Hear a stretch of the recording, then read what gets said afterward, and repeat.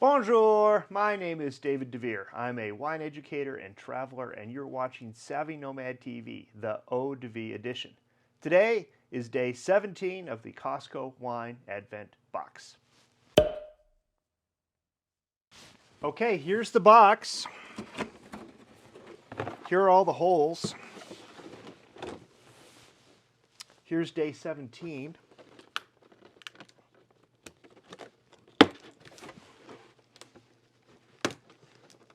See if I can elegantly open this.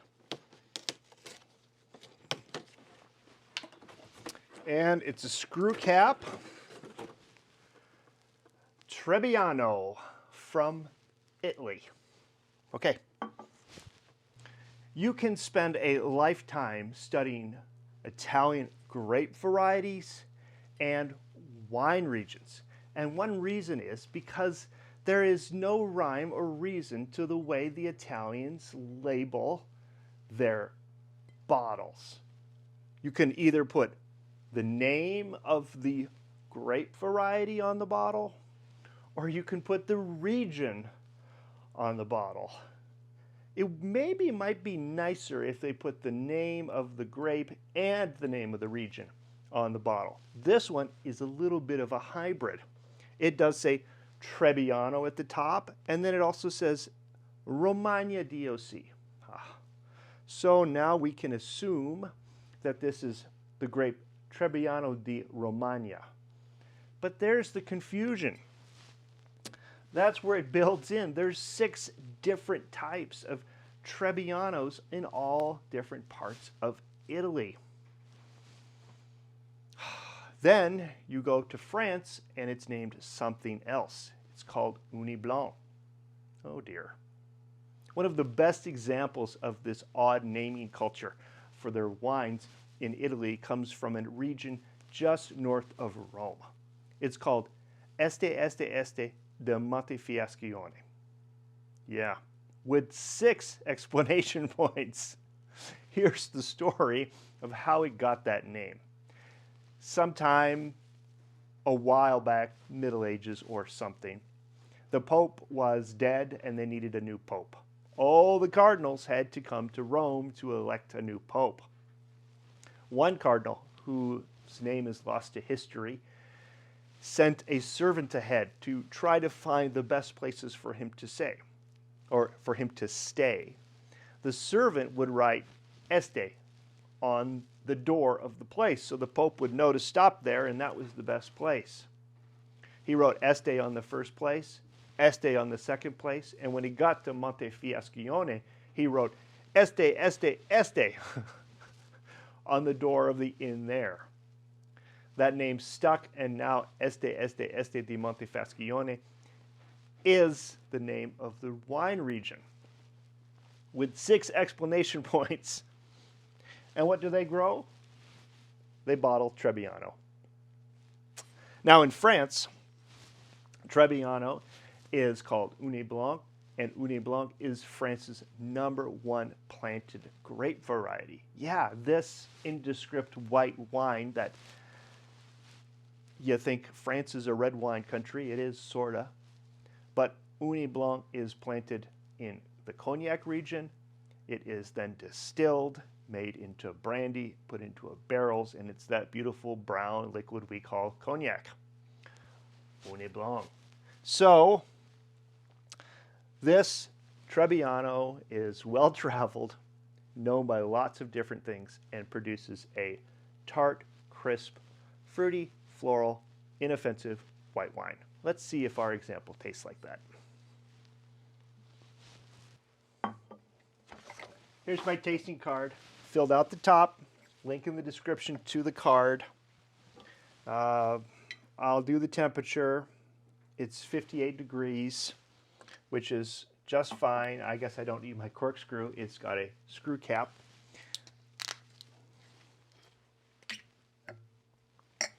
I like cognac. I've traveled recently in the last few years in the Cognac region, and I was there a couple years ago just before grape harvest, and the grapes were beautiful, and wow, I just loved it. They are just this grape, Uni Blanc Trebbiano, makes a really beautiful uh, light green grape, and it's quite sweet when you taste it. Of course, they ferment it and distill it, and then it's not sweet at all. Here's the color. It's pretty pale. I would say on the classification of maybe something like a Pinot Grigio, which the French would call Pinot Gris. So I'm going to circle greenish and pale. Okay, let's smell it. Oh, it smells very nice. It's got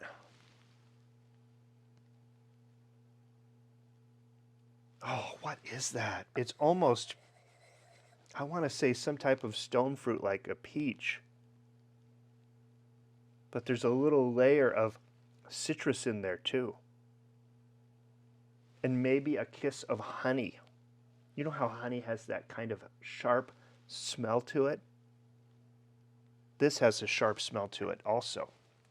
It's at least 3 different things that I can smell. I'm going to give it a 9 for aroma. It's really quite nice. I guess I was expecting less. It's always nice when your expectations are exceeded. Okay, let's see how it tastes.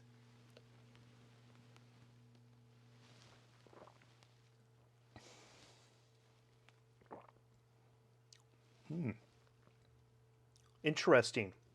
It's a little sweeter than I thought it would be. Okay, so it's still a dry style wine. It's kind of a medium light body. The acidity I thought would have been tart, but it's not. I'm going to circle crisp. It sits on either side of the tongue. That's where you notice acidity. And certainly my mouth is watering. It's right there dancing on either side of the tongue. Very nice acidity. I'm going to give it a 9 for acidity. Considering balance, the balance is good. The sugars are nicely harmonized. The acidity is balancing that out, so it's not coating the palate. There's no tannins. We don't have to worry about that. And I do not notice the alcohol. So good balance. Do I give it a 9? Is it a perfect style of Trebbiano? Let's face it, Trebbiano is on the low end spectrum. It's not producing any powerful, amazing wines in the world. Nobody's running out and picking up their Wine Spectator and searching for that 100-point Trebbiano. They just don't show up like that. But this one is pretty good. Do I give it a 9? Yeah, let's do it. Let's give it a 9 for balance. Ta-da! Okay. You know, at some point, when you grade all the wines against each other, yeah, you get different scores. But you're trying to grade that category. We're trying to grade the category of Trebbiano. Now, this may be your first blush with Trebbiano, but it's not mine, so that's why you're here, for me to give you my opinion. Okay, complexity.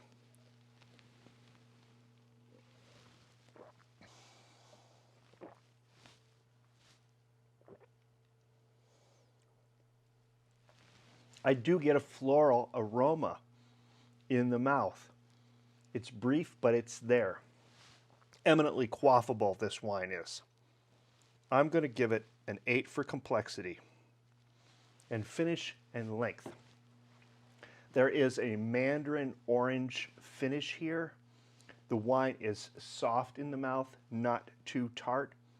It is pretty nice. The finish is medium.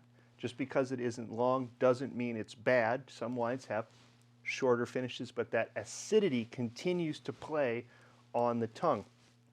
So I think it's a good finish. I'm going to go medium, and I'm going to give it an 8. Oh yeah, I'm surprised. I'm going to go do my math.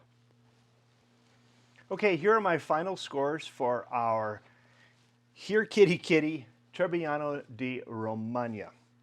Aroma 9, acidity 9, balance 9, complexity 8, Finish in length 8, 43 points, 93 points. Oh, wow. Would not have expected that out of this wine, just straight out of the box.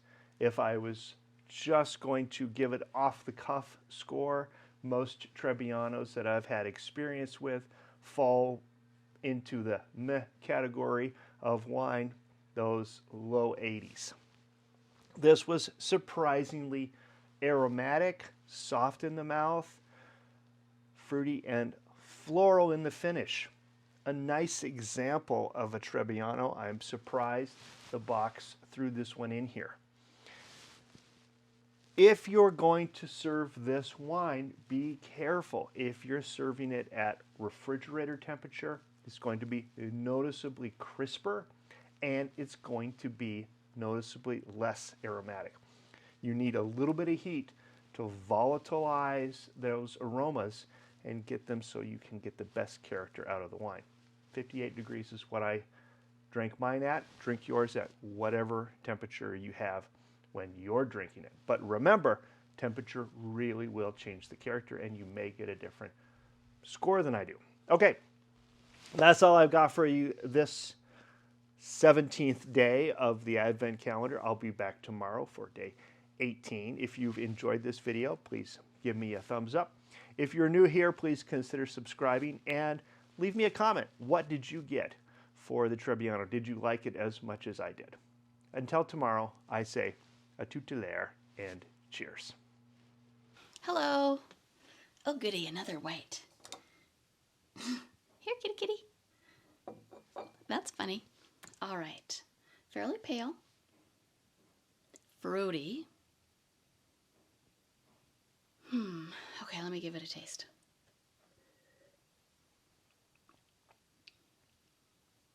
Oh. That is interesting. That's really like light and crisp and fruity, but also kind of got a nice smooth feel in the mouth. Makes my mouth water. Makes me want another sip. Cheers. That's a winner.